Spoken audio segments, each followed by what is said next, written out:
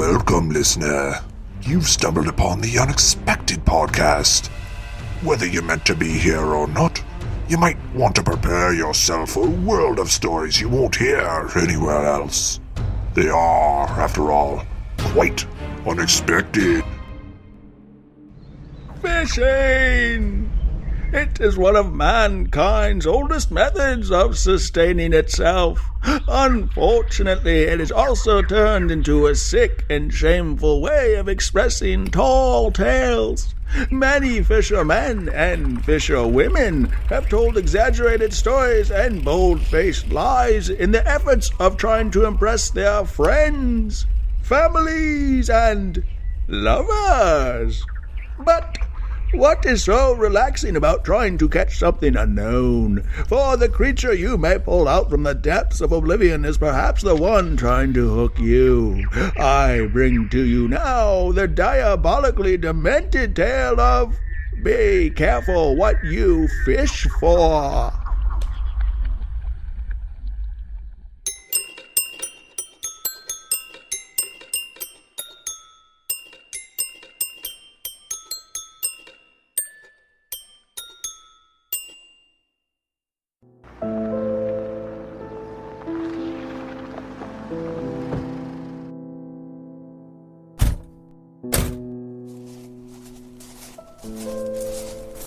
I love it.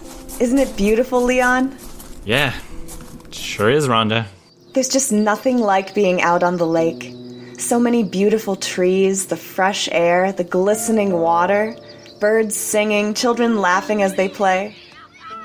A slight breeze carrying the scents from the nearby meadows, soft, pillowy clouds floating overhead. Oh, I've missed this so much. Yeah, sure is nice out. Is something wrong? Huh? No, I'm fine. You've hardly said 10 words on the entire ride up here.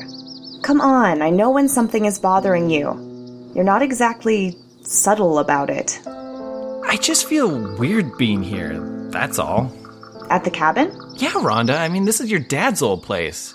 I know you thought it'd be a good idea for us to stay here for the summer after I sold my company, but it doesn't feel right. Why doesn't it feel right? Well, if you can recall, your dad couldn't stand me, and everything here just reminds me of him. I mean, look, it still says Marv's cabin right above the door. Well, it was his place.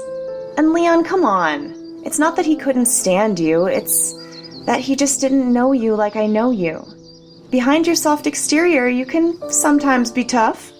I tried my best. I really did. But he was always so cold to me. Remember when we went fishing once? I really wanted to bond with him and let him know I was good enough for you. But the entire time, your dad kept telling me what a pathetic loser I was and that I didn't deserve you. It really hurt my feelings. Daddy could be a bit harsh at times. He said the moment I was born, the doctor and my mom should have a knife fight and the winner would get to strangle me to death. Can you imagine? My own mother strangling me to death? Oh, I shudder to think. He meant well.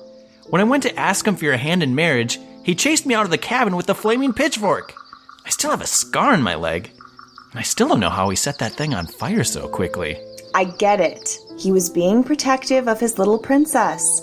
He was always like that with my high school and college boyfriends. But Leon, Daddy is gone. He was cremated and his ashes were dumped in the lake. You were there, remember? And now he left this place to me, to us. We'll make our own memories here, along with our son.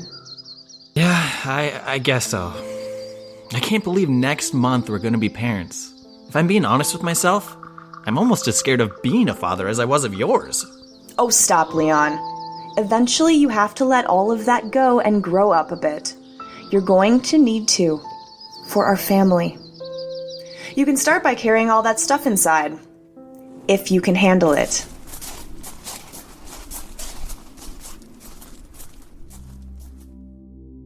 Ugh, I hate this place. I really, really do. So many awful memories of Marv harassing me and belittling me. You know what? Since I'm out here alone, I finally feel free to say it. I'm glad the old coot is dead. You hear me, Marv?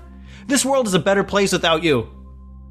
Well, I better go grab those suitcases. Let's see. It's surprisingly dark in here with the burnt-out light in the vehicle and the sun setting so quickly. Clouds are moving in. Is that the sound of thunder?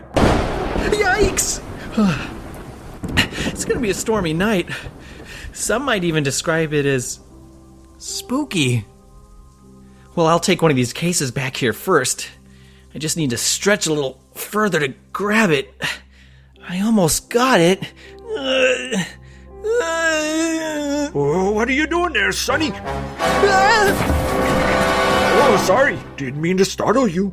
What the? Who the heck are you? Name's Jim Oldman. Though most people in town just call me the crazy old man instead. Hurts my feelings, it does. Oh, of course, I did once try and marry a squirrel. Oh, besides that, though, I have a clean record. Hi, Mr. Oldman. It's a pleasure to meet you. Sorry, I'm just a little jumpy. I'm not too thrilled to be back here at the cabin. Oh, yes, the lake will do that to you. Always has. Always will. What do you mean? Oh, well, you see, quite a few tragedies have occurred on this lake over the decades. Oh, some even say it's cursed. A cursed lake? No, I've heard everything. You got some ghost fish down there or something? Oh, I wouldn't make light of what's happened out there, young man. Oh, yeah? Come on, this ought to be rich. Oh, I don't know if I should be filling your head with such tales. No. Go on. Oh, all right then. Started some time ago. No one is quite sure when exactly, but the first tragedy people recall was one unusually cold morning, back in early June of 1908, when a group of school children were out on the lake.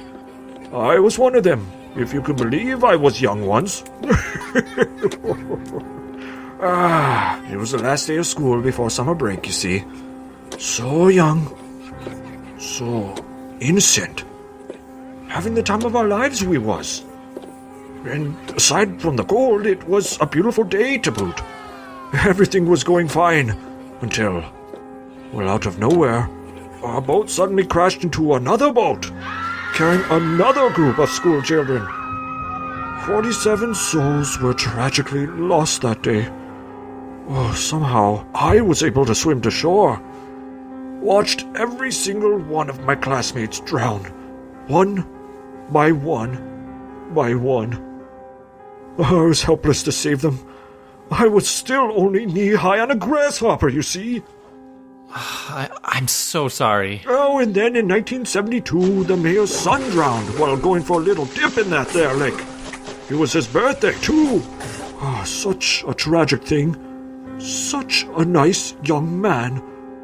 Oh, I just so happened to be searching the beach for tin cans that day, and I saw the whole thing. I swam as fast as I could to save him, but I couldn't get to him in time. You may not believe me, but it was like the lake itself pulled him under. Oh, I never forgave myself for failing to save a child yet again. Oh, Mr. Oldman, I am so sorry. Oh, well, then, yes, the mayor. Well, he drowned himself trying to save his son. Oh, I'll never forgive myself for that one either. Oh, wow. Oh, and then the clown they hired for the birthday party. Well, he tried to save the mayor, but, well, he drowned too. Oh, that is so sad.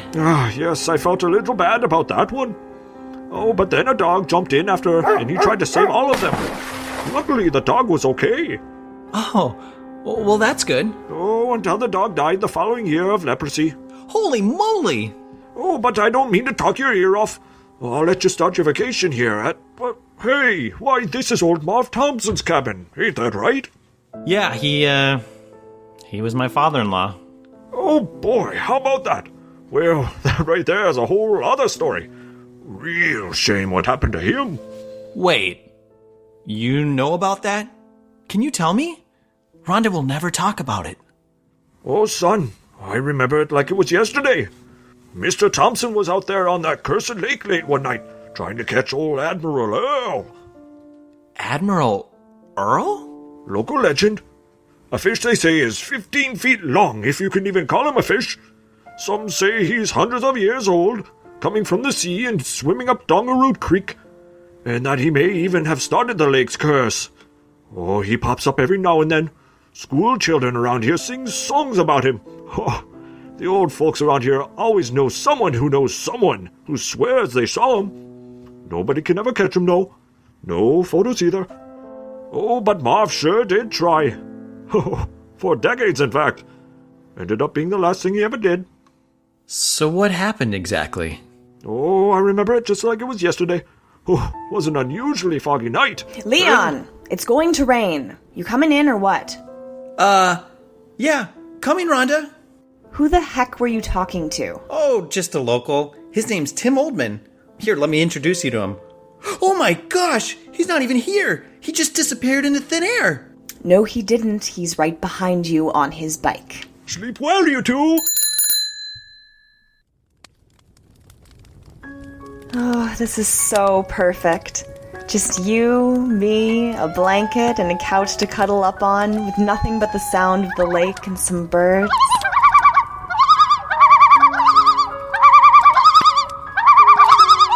The fire is crackling. We're enjoying these delicious warm drinks. You with a cocktail, me and my hot chocolate. I'm here in my cozy pajamas. You have your comfy slippers on. And to think, next year there'll be 3 of us out here. Right, Leon? Huh? Oh, yeah. Yes, of course. You, me, and Little Marv, our baby. What is going on with you? Nothing. I am fine. Well, all right. Something is up, but honestly, I don't have the strength to figure it out right now. I'm about to pass out, so I need to go up to bed. You coming? Actually, I think I'm gonna go for a little walk and just clear my head a bit. A walk? But you're always so scared of being alone by the water. What? No, I'm not. If you say so. Just don't wake me up when you come in, okay? You know how much I hate that. Scout's honor. All right. Good night.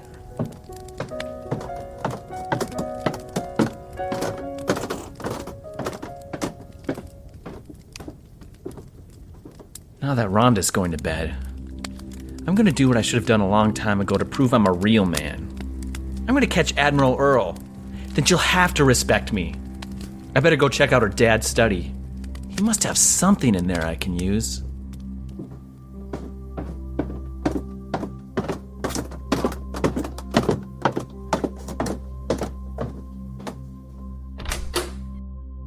Ugh. Just how I remember it. Dusty. Smells like a mean old man. There's a bunch of dead animals on the wall. A deer. Goose. Whoa. When did he kill a dolphin? And a baby seal? Well, it doesn't matter what you have up there. You never could catch the old Admiral, could you, Marv? No, you couldn't, and now you won't, because you're dead and your ashes are in that lake, you old bastard. I'm gonna show you anyway. In fact, I'm gonna use your own precious rod to do it. And I'm going to... Oh, look at this. A gun. And some bullets. You just left these behind. Well, if that fish really is 15 feet long, I might need some protection. Thanks, Dad. Man, so cold out here on the lake. But I like it. Makes me feel like a real man. And I'm gonna catch that fish, yank it out of the water, shoot it in the brain, and prove to Rhonda and Marv that I'm good enough for her. I'll be the local hero of this town. They'll probably throw a parade and name a pie after me. I hope it's Huckleberry. Now I'll just wait here and catch that thing.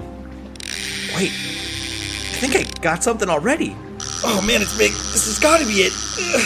The Admiral, it's him. Come on. Must catch him. Just need to keep... I got you, Earl. I got you, you son of a fish. Or is it I that have you, Leon? Oh, Leon, do you really think that you could catch me with a tiny rod and a wimpy gun? You fool! I am your god. Your mortal human instruments have no effect on me. You're just a giant fish. There's gotta be some way to stop you. If you really want to catch me, you'll need a special kind of bait. What's that? I crave human flesh. It keeps me alive. That's why I'm immortal. So many innocents have perished at my hands. I mean fins. And now, I will feast on your flesh. No, Earl, don't. Earl, don't eat me. No!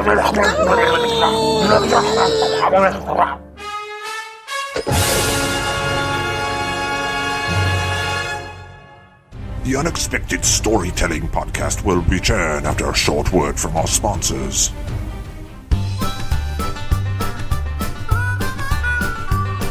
On the next episode of Fishing Up a Bite, Joe and Mikey Earl are out on the lake on the hunt for some crappies. Ain't nothing biting today.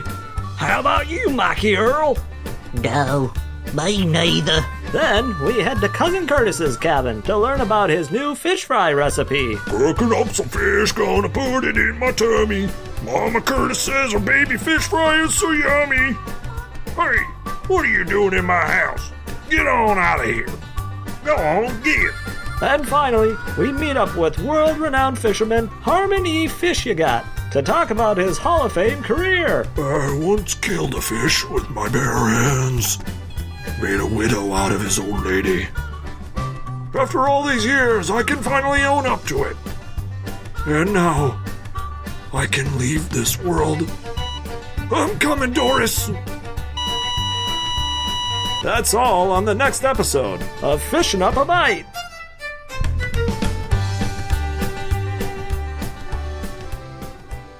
We now return you to your tale here on the Unexpected Podcast. Leon, wake up. Don't eat me, Earl. Well, Rhonda? Why are you sleeping in my dad's study? And what the hell were you dreaming about? I dreamt I was out on the lake trying to catch Earl Hindman. Wilson from Home Improvement. I was trying to catch his autograph. That's a really dumb dream. Come on, get up. I'm hungry. Let's go to the diner. Can I get some flapjacks? I don't care what you get.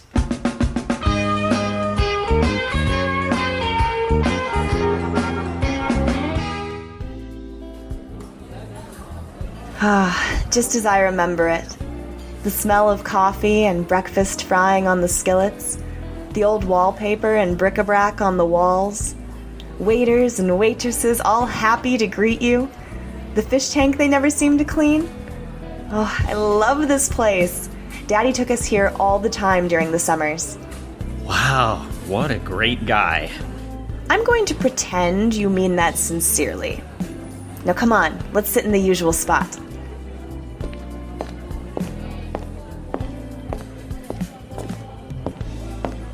Here it is, I found it, Leon. Now just order your flapjacks and at least pretend you're having a good time and oh my god, is that who I think it is? Rhonda Thompson? Is that you? Larry? Oh my gosh, I can't believe it! Wow, you look great. You're even prettier than I remember.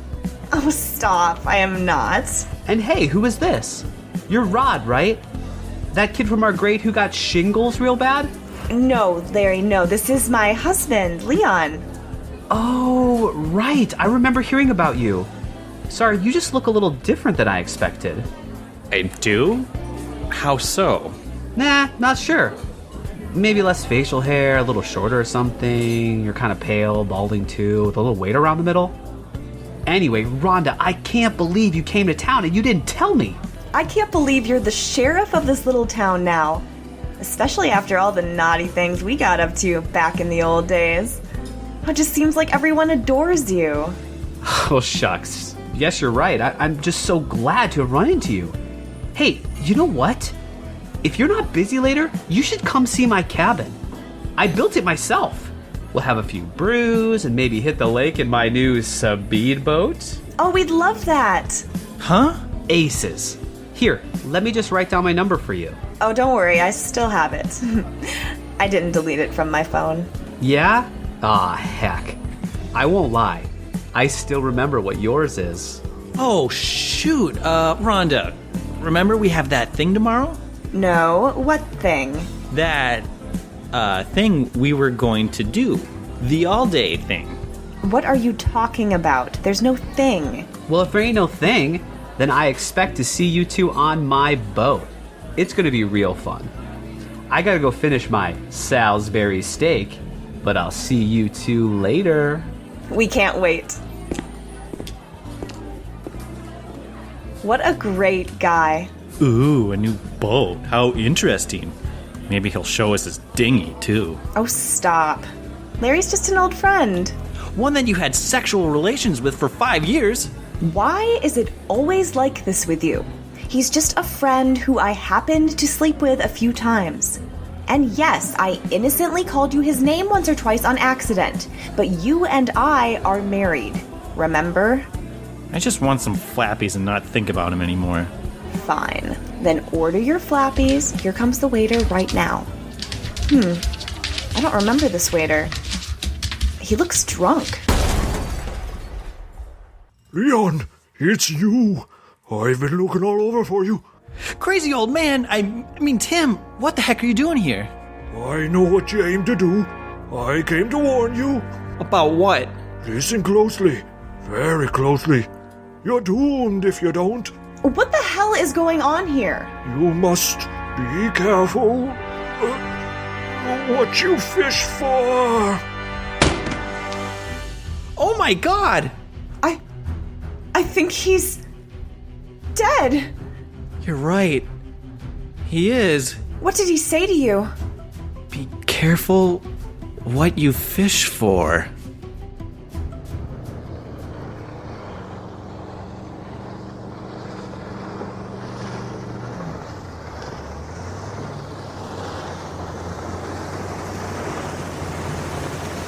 Wow, your boat sure is fast. I guess that's why they call it a speedboat. Wow, I forgot how funny you are, Larry. Hey, Leon, you need some help unbuckling those life preservers? Yeah, maybe. There we go, buddy. Thanks, Larry. Well, what do you say we get comfortable and have a few beers? I brew them myself. I call them, get this, Larry's Lake Time Beer. I forgot how creative you are, Larry. I'll just grab a few beers out of the cooler here. Now, I know you can't have one, Rhonda, as you're with child. So here's some alcohol-free sparkling wine I also made. Oh, wow. A toast to friends. To friends. To friends. This is delicious. I don't think I've ever put anything this good in my mouth. What? Boy, having the three of us here together, it's just really special, isn't it? If you really want to touch me, you'll need a special kind of bait. Special kind of bait. Special kind of bait. Special. Real special. Real special. That's it! I can't stand it. Huh? What can't you stand? That's it. I can't stand being out here looking at this beautiful lake and not be out there fishing. What are you talking about? You hated fishing the one time you went with my dad. No, Rhonda. I mean, to be frank, I had a life before you. I used to fish all the time as a kid, and now I'd like to fish again. My way. I'm thinking late tonight. What do you say, Larry?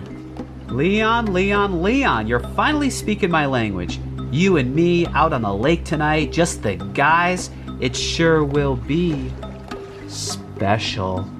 Yeah. Real special. Real special. Why do you keep saying that? Real special. I'll see you out there, friend.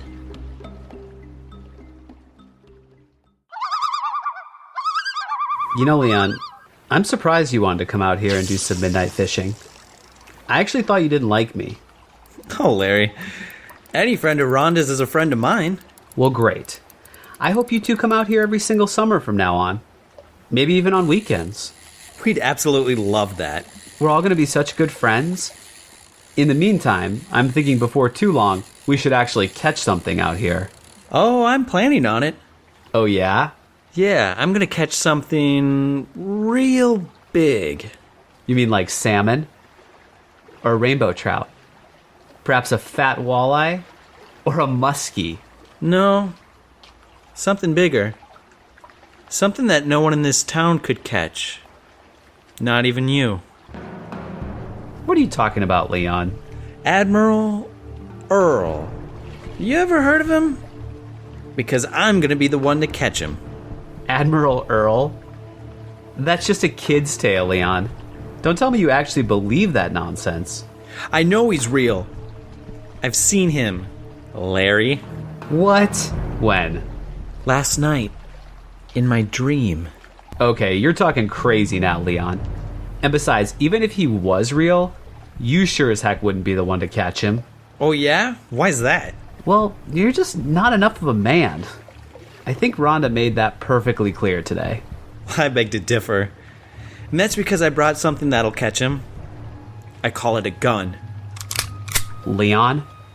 Friend? Put that down. You don't even know how to use one of those things. Sorry, Larry. You're just in the wrong place at the wrong time in the wrong boat. You see, I need some special bait to catch him. And that's where you're going to come in, because the old Admiral has a taste for flesh, you see. Have you gone bananas? That's it. Leon, you're under arrest. Let me just get my pistol here. Put your gun down, Larry. Why should I? I actually know how to use one of these things, unlike you. I'm warning you. No, I'm warning you. You and your filthy paws that have been all over my wife. That was years ago, Leon. I've seen the way you look at her. You eye her up as if she was one of your Salisbury steaks. But she's not yours anymore. She's mine, and she always will be. And you know why? Because I'm a man. I am a real man, and you are a dead man. Leon, don't.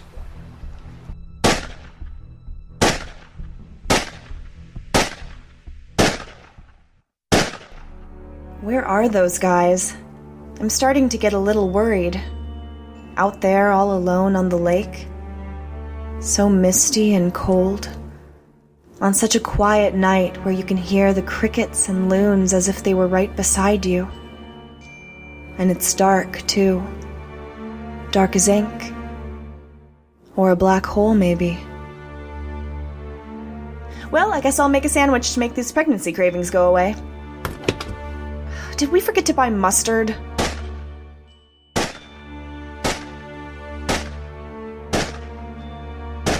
Oh no! Leon! Hook, line, sinker. And by that, I mean I'm going to attach this hook to your mouth with a line and toss you overboard so you'll sink. Come on up, Earl. I know you're there. And I know you're hungry.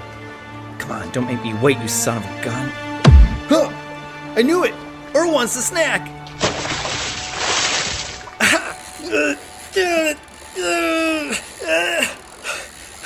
Aha! I got you. And now I'm gonna shoot you with... Wait. Marv?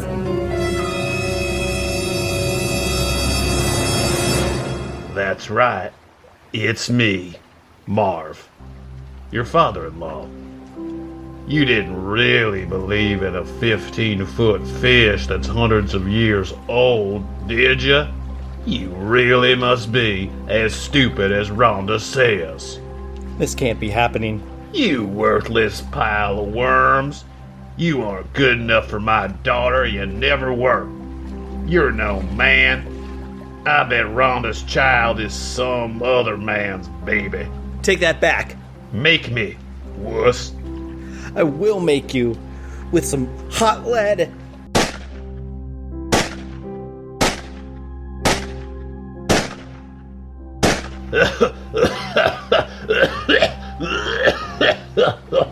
You just tried to shoot a corpse. You somehow keep getting dumber and dumber, right up to the moment of your own death. No, Marv, no. Stop, Marv, no, get away from me. Time to go deep dive fishing. You're coming with me. Woo!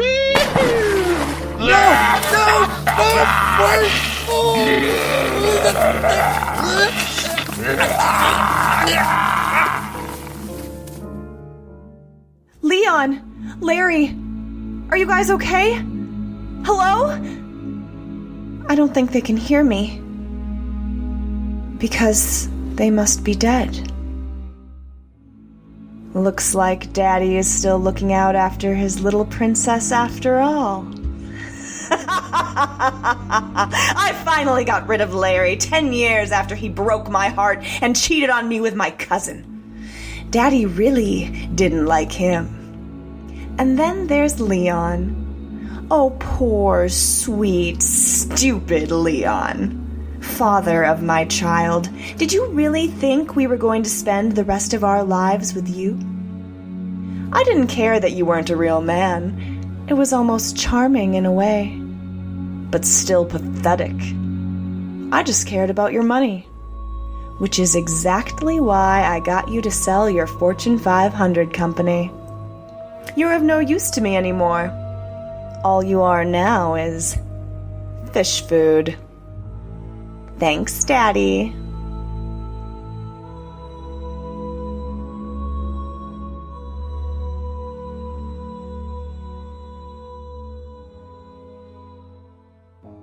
Like the stories you hear on The Unexpected? Consider sharing our show with family and friends, along with any strangers you come across. Provide a little something unexpected to someone else's day. You can find and subscribe to our show on iTunes, Google Play, or anywhere else you stream your podcasts. We're on social media, on Unexpected Show on Twitter, and The Unexpected Podcast on Facebook. You can also find out what we're up to on our website, www.theunexpectedpodcast.com. Thank you for listening. Now let's get back to our bone-chilling tale. Well, I don't know about you, but I certainly had a sinking feeling that wasn't going to turn out well. Poor Leon, if only he had known what kind of a catch he really had in his wife, he could have thrown her back. And if he'd only listened to that stranger's dire warnings. After all, they say you can give a man a fish and feed him for a day. But if you teach a man to fish, he could be in for the scare of a lifetime.